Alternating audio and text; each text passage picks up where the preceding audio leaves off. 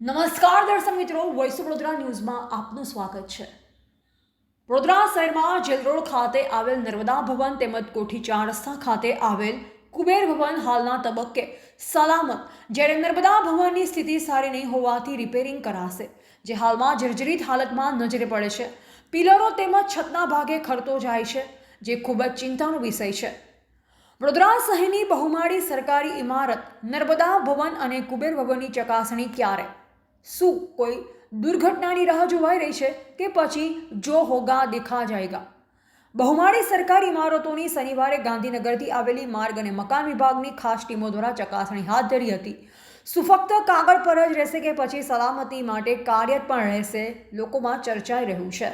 Bureau report ઝારા ખાન સાથે ઝોયા ખાન, વડોદરા।